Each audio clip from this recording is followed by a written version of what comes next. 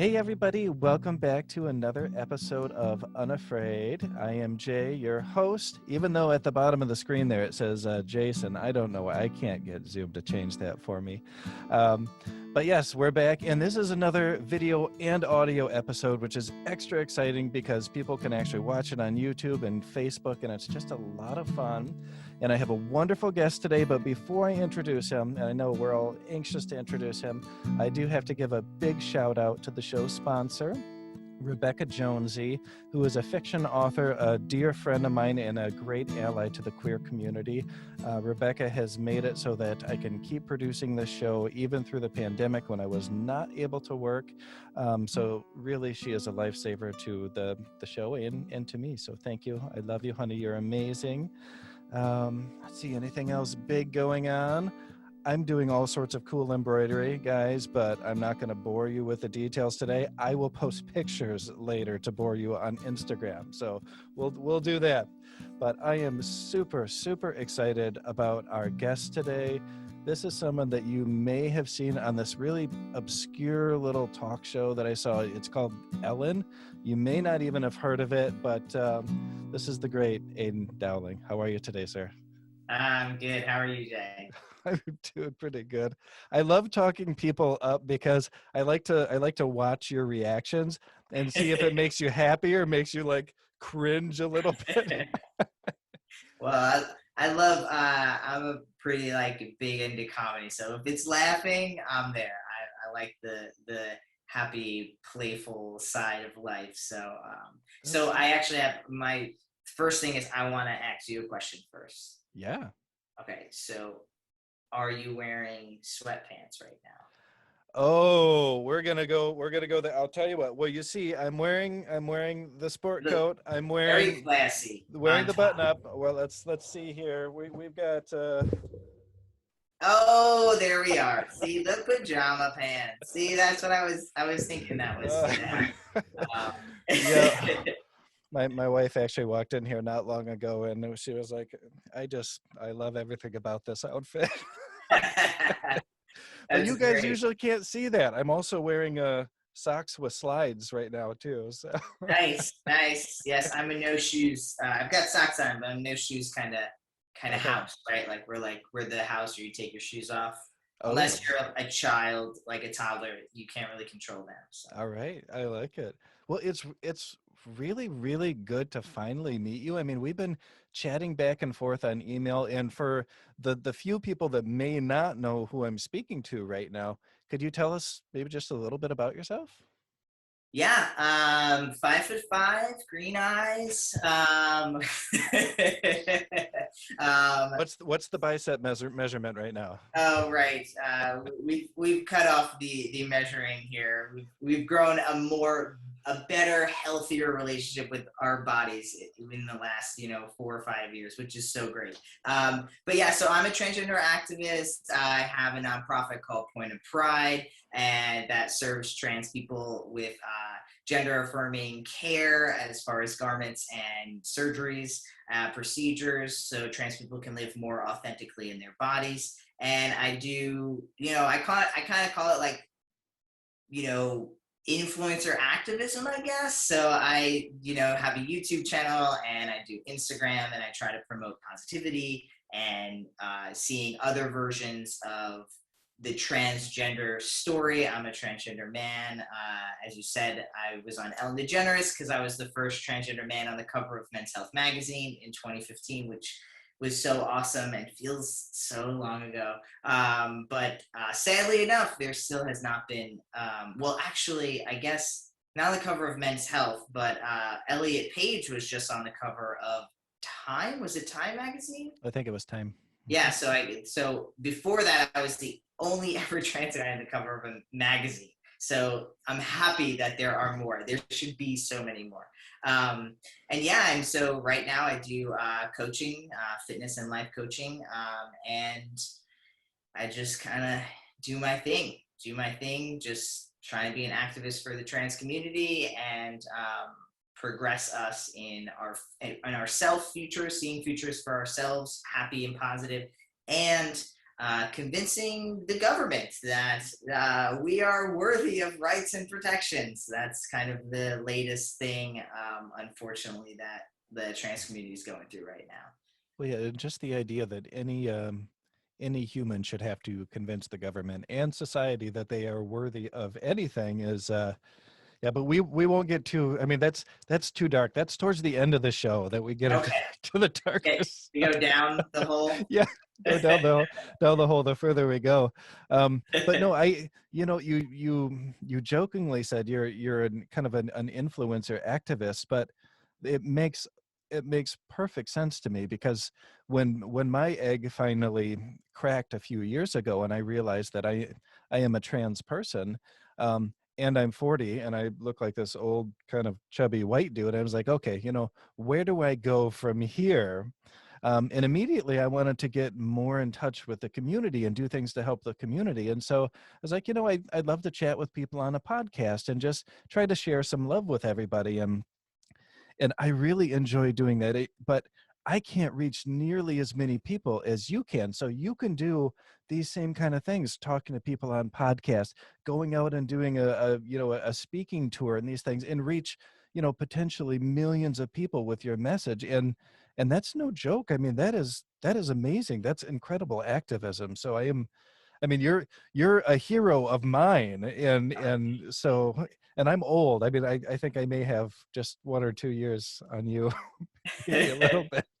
But what's that like to be?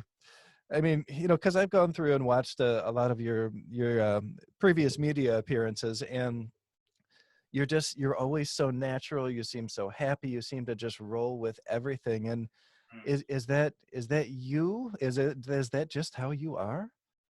It's so interesting because I like people who knew me before transition are like, you've changed. And I'm like, well, I hope I've changed in the last 10 years. But aside from that, it's like when I think about who I was before I transitioned, I always think of like a very timid lesbian who was more quiet. But then, like, when I talk to my mom or I talk to my old teachers, and they're like, you stood out so much, and you like, I always wore whatever I wanted, even though people looked at me weird. I was like, I was very proud of who I was, even though I think I was faking it or something. I don't know, because when I think of myself, I think of like I was so depressed, so shy. Like I did not want to be the center of attention by any means.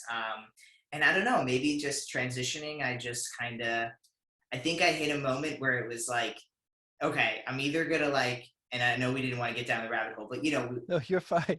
we're gonna go in and out. That's kind of Yeah. what I feel like life is really about, right? It's like one moment you feel like terrible, and the next moment you're like, life isn't that bad, right? And it Yep. does flip and flop in an instant. So I think it was like, yeah, just like I had this thought of like, okay, I could either just get old and be this like old lesbian with like my polos and be okay but not happy, or like I could transition and just like go in. Like if it was kind of like, if everyone's not gonna like me anyway because I'm trans, and like let's just do all the things that I wanted to do, right?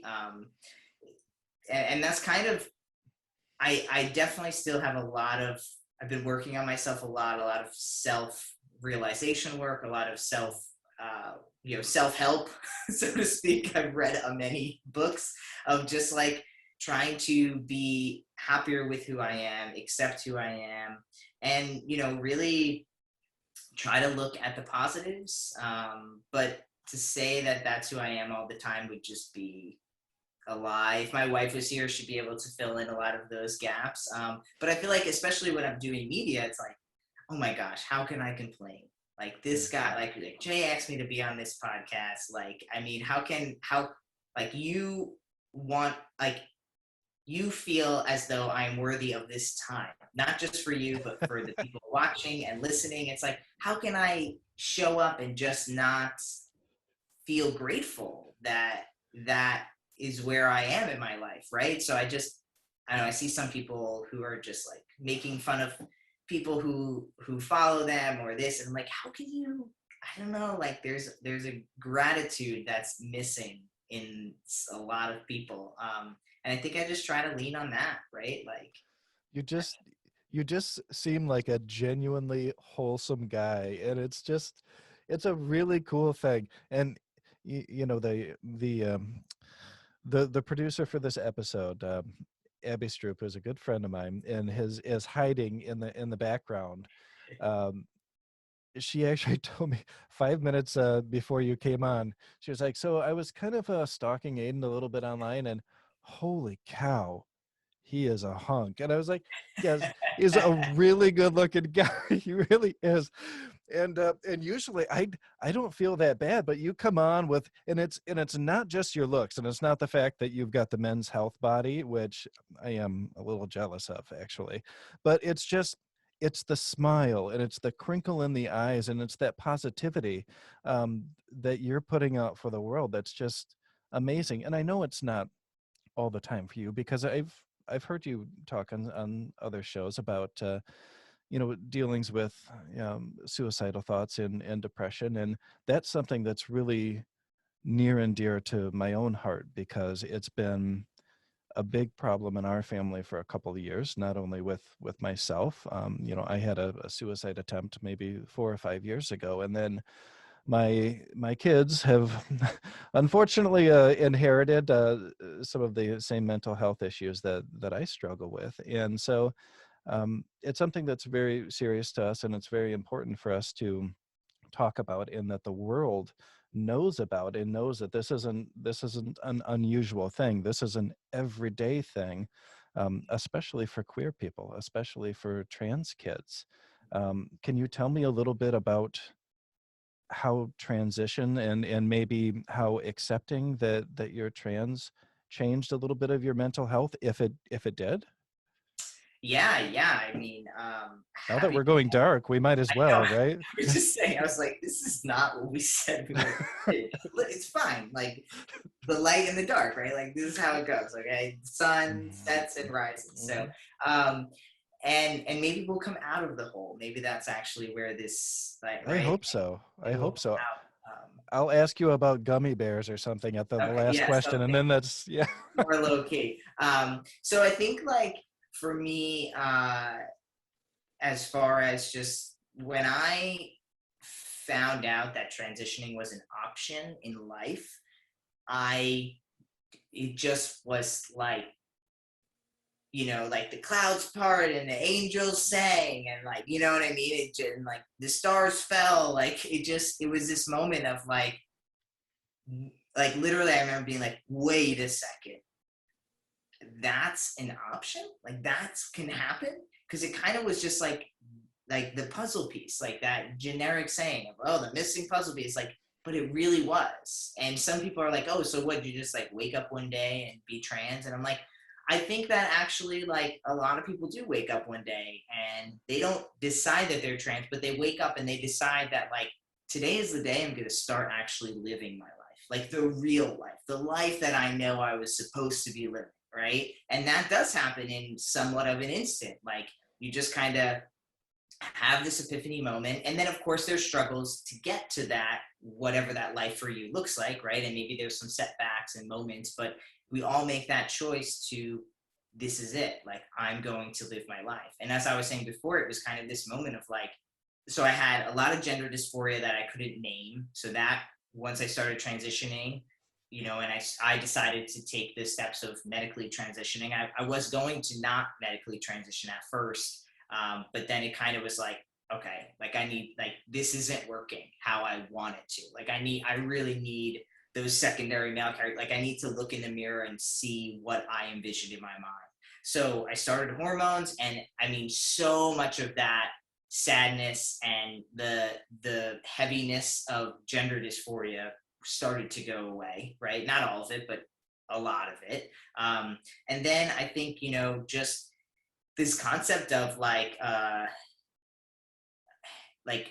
this is it. Like, I'm okay. We're like really getting deep here. So I love I, it. I love it.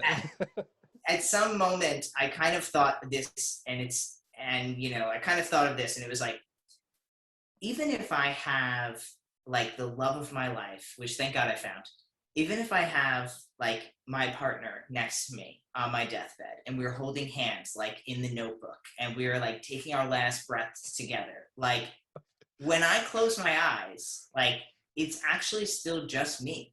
Like it's just me. Like right now, you are here, but it's actually like just me, right? And if I can't be okay with that, then I will eternally be miserable in the sense of like no one else. I had this moment of like, I think early on in my transition that like nobody else is going to satisfy this for me. Like I need to be good with me. And then other people can make me feel good and make me laugh and make me have all the beautiful array of emotions that come with life. But like, if I'm not good closing my eyes on my deathbed, like, what am I living for? Like, what is the point of what I'm doing? And I think that kind of just steamrolled everything else into just like kind of having an attitude in the beginning. I think that was more of like I'm gonna do what I want. Maybe a little like bullheaded, you know what I mean? But I think it got me to take the courageous actions that I wouldn't have taken just a year earlier when I wasn't identifying as trans, when I was just living as a female in the world. So I think that those like that bullheadedness got me kind of through the hard part, and then I was able to kind of be like, okay, like now I can start to actually work on that part of me and start to really like heal it and not so angrily be like, if you like, I'm gonna do what I want, and if you don't want to be in my life, well then get out. And then it was more like, okay, like maybe I should like cool it down a little bit, like you know what I mean? Be open, start to like myself instead of like assert myself, right? I yeah. You you know what I love. And speaking of darkness, I like how you threw in the saddest scene ever in a movie into that into that speech from the Notebook. I'm like, just thinking about that makes me want to cry. Do you think our love could take us away together? Oh my God, really? Right, right, right. But anyhow, what I love is that you're a younger man and you're the kind of role model that I want my kids to be able to see in this upcoming generation. People who think the way that you do, that are progressive and that aren't you refer to yourself as being a little bullheaded, but that's not really how I see it. I see you accepting change all around you and moving forward. And I think that's so important for this younger generation and for my generation. And I think I'm kind of right at between Gen X and millennial, 1980. Um, but I think that's important for us, this generation, to start seeing that change too, because I think that there is still a lot of fear out there, um, in society about queer people, about trans people specifically. I think that a lot of, the cishet society, cisgender, heteronormative society is starting to accept that there are gay people, there are lesbian people, there are bisexual people, but transgender people a, they're a little bit more difficult, I think, for heteronormative society to accept. And then the thought that one of your kids could be transgender, I think that when my mom found out that I am not a cis man, she thought that it was something that happened to me or something she did wrong, almost as if it's some type of affliction. And I don't think that that's unique to her. I think that that's widespread. What do we do to try to work on changing this strange narrative that surrounds transgender people? What do you think? Sorry, that's a big question. I know. No, um, well, I think I see it as two sides. So there's the parental side of like I have a kid now, right? As you're saying, you have children. Like you do, and I have a better understanding now of trans kids' parents who have a hard time grasping because it's like as much as I don't want to, you imagine like what's your kid gonna be like even just a year from now. You see, like my antler, like he's 2, and I look at 4-year-olds and I'm like, oh, I wonder what he's gonna be like. Like, you know what I mean? Like, what movies is he gonna like, right? And so it's like, and then you can't help but think about like, oh, I wonder what he'll be in high school. Will he be like on the robotics team, or will he be like playing sports, or maybe he'll be like an engineer? I don't know. You just think of all of these things, right?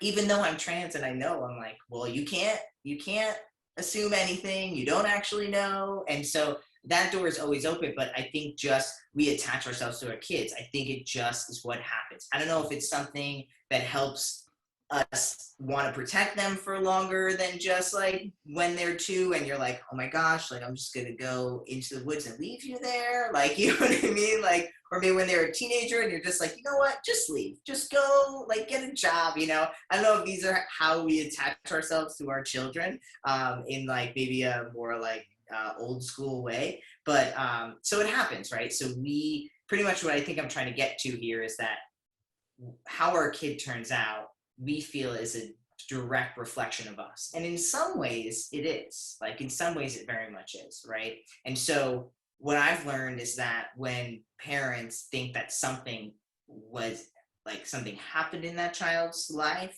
or they did something wrong, I think it usually like it's just a fear that I think comes from the fear of them thinking about the world and how they're going to take my gay or my trans kid into the world. And so it's like this like loving, it comes from a loving place, but it's expressed in a very like, you know, not necessarily always a loving place, because you want to hide them away, you want to like, you know, you don't want them to express themselves, because you have a fear as the parent that if they express themselves in the way they want to, they are going to get bullied, they're going to be singled out and taken advantage of, or whatever might happen to them.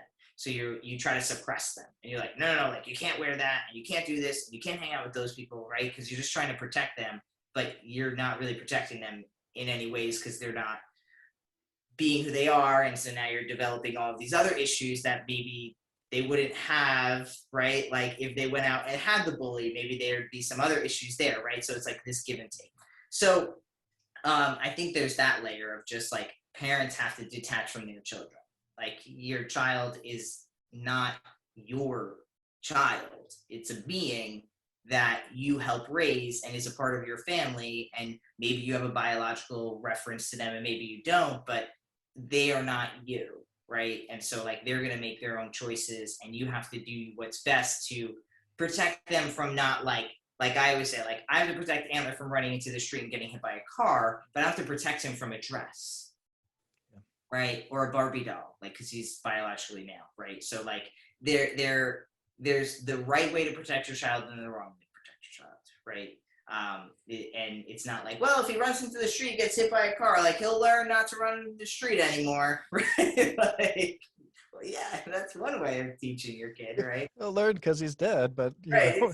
exactly. And so so there's that like detachment, I think, that parents, and like I'm trying to self-admit that like I do this too. It's just what happens. But being trans, you know, like when you have those thoughts, you're like, okay, or maybe he'll be non-binary and be a Trumpist. I don't know. Yeah, like something that I wouldn't think of, right? Like, what do I know, right? So, and then I think as far as like society as a whole accepting trans people, right? Wait, I have a question real quick. I'm sorry. Yeah, no. What is a Trumpist someone who plays the trumpet or votes for Trump? That's a good question. It is, because I have two different feelings. I was thinking of the instrument. Okay, good. I'm okay with that instrument. I don't even know if Trumpist is a word. So if there's somebody who professionally plays like the horn instrument, the trumpet, I'm sorry.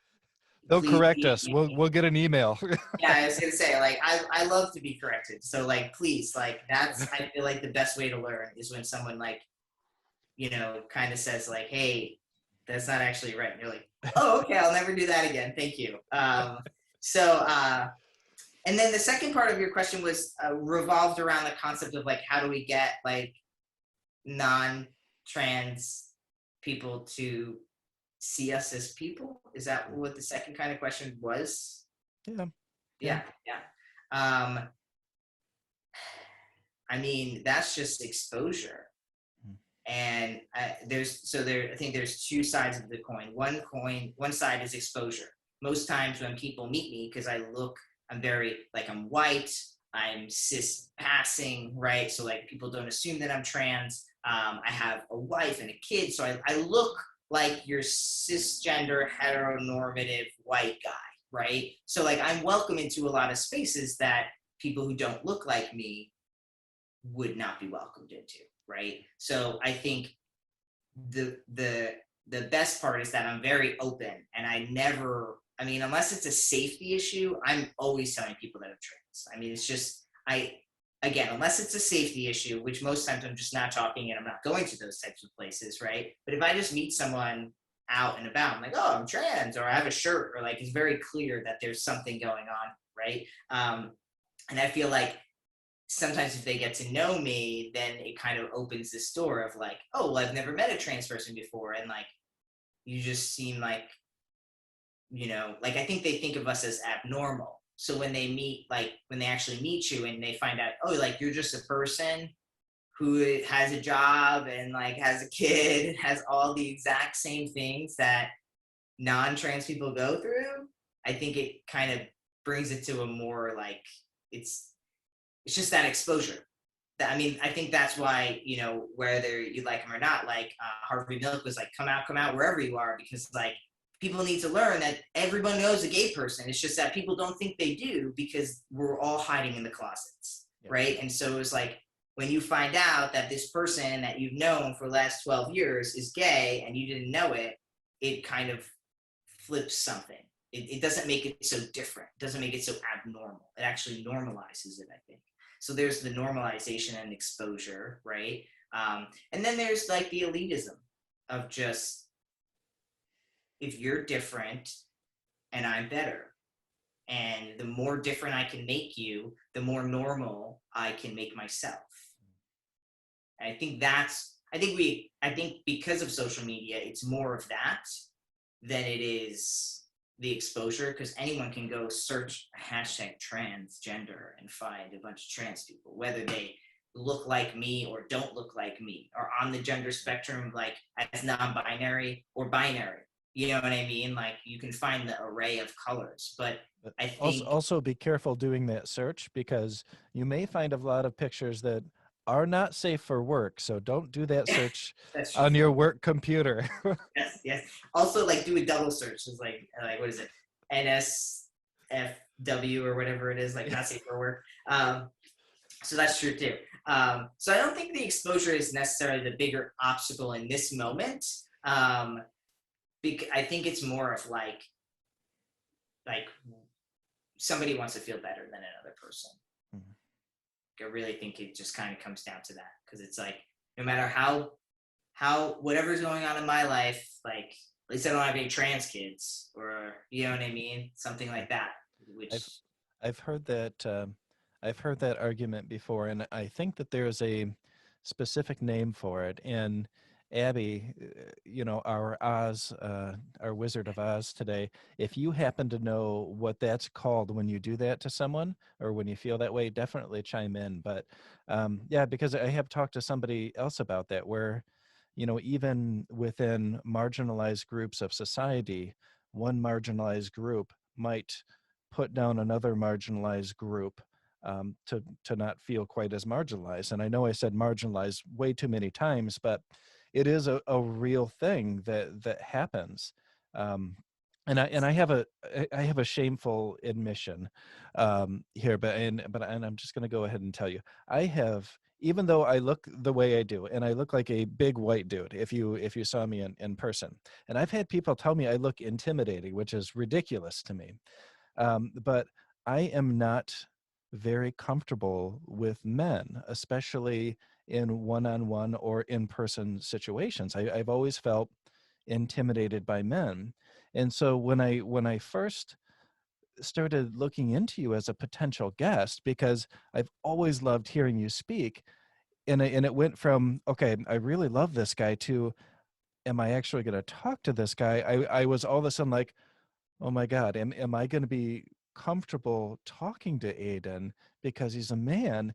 And you've got this just super, man's man kind of build, and you're just ripped, and you've got the amazing facial hair that I could never grow. I am not And as ripped as you keep saying. I feel like I need to put that out there. I've seen the pictures, all right. You can't lie about this. But then listening to you talk, as soon as someone listens to you talk, or I shouldn't say someone, I should say me, as soon as I listen to you talk, I feel so at ease, because you're just so open, and you don't have all of that weird toxic crap that sometimes comes along with the masculine identities. You're just a good person, and I really appreciate that. And I hope that more guys who are growing up will see you and be like, hey, I can be like Aydian. I don't have to be a jerk to Mm, people to be this awesome dude. mm. um but that was my shameful admission, and No, I apologize. no, I mean, first of all, it's very kind of you. You've been very sweet this whole time, and I think I know, and I didn't always know this, but I've learned that I look like a lot of people's, like I look like somebody who maybe bullied them, or like I look like I could be that, maybe, a-hole jock that, like, shoved you in the locker or something. Like, I know that if I don't, like, that could be how I come off to people. And so I try to remember that, like, because I'm like a Cancer. So when I hear that someone doesn't like me, I'm like, why don't they like me? What did I do? What do you think I did wrong? Right? Like, I'm very concerned. Like, I don't want you don't have to be my best friend, but I'm like, did I hurt you? Like, did I say, like, I'm very, so I've had to kind of learn that, like, just my look could potentially mean that someone just, they don't feel comfortable with me. And so I try to respect that and not take it personal. But at the same time, what you were saying, which I think I've kind of been learning, is that like masculinity itself is not toxic, but there are many, many forms of toxic masculinity. And so I've had to work through that myself, of just like, well, like, am I just like some toxic dude, or like, am I not? And even when you were like, oh, some people think I'm like, they're scared by me. When you say that, I'm just like, you know, or when I hear that someone thinks I, do look like they're bully or something, which I have been told, which was hard to hear, but a great conversation to learn from. And I was just kind of like, I'm always just like, my first thought is like, girl, do you know me? Like, have you met me? Like, we need to talk. Like, we need to talk this out. Because I like so many people say, oh, you look like such a man's man. And I'm like, what?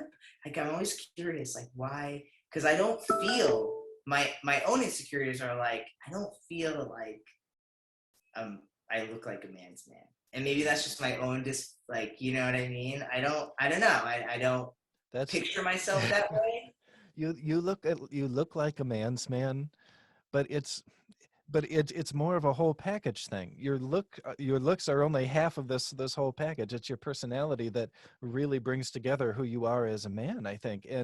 But that's the problem. When you only see pictures of someone, Right. you develop this image of them that may be false, or this idea of them. And we all do it. I mean, I think it's tough to get around that, but that's a conversation that could take an hour on its own. Right. But Which I'm happy to have in the yeah, future. I yes. feel like that. I mean, Oh, perception, right? I mean, like, yeah, what's yeah, that? Like, ownership is 9/10 of law. Like, I feel like perception is 9/10 relationships, or like, yes, you know what I mean? How you perceive someone.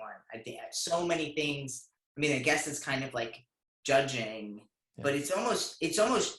I think so many people go to, oh, you're judging them, when I think it's how we perceive mhm, that comes before the judgment. I feel like judging is usually when you see someone take an action or say something, whether the action might be physical action or verbal action, and then you judge, or you know what I mean? But I think perception comes before the judgment. yeah, Like, oh, like, I knew somebody in high school who dressed like that, and hmm, he was this kind of way. So when I perceive you and I see you dressing that way, I think of that same person. right? And so now my perception of you has changed before I've actually talked to you. Okay. Does that make That sense? and I Yes, and that you're 100% spot on with that. And I've had a great conversation with a therapist, with my therapist, about that same exact thing. Oh yeah, cool. Yeah. Like, because being afraid to tell people, hey, I'm NB, I'm a trans person, and assuming, or already having in my head this horrible situation that's going to happen, and actually feeling all the tension that I'm going to feel without even knowing that that's how the situation is going to go. I've made it happen. Hmm. But I wanna jump off that, because you only have a couple minutes left with us, I know, and I really want to talk a little bit about your business, because you're a man who kind of does a lot of different things. You have Yeah. your I coaching was say business, and which one? What are we well, saying? well, you do so much, but then it's not just it, or at least it doesn't seem from the outside to me like it doesn't seem like it's just about making a profit what you're doing. It seems like you're also providing support to the queer community.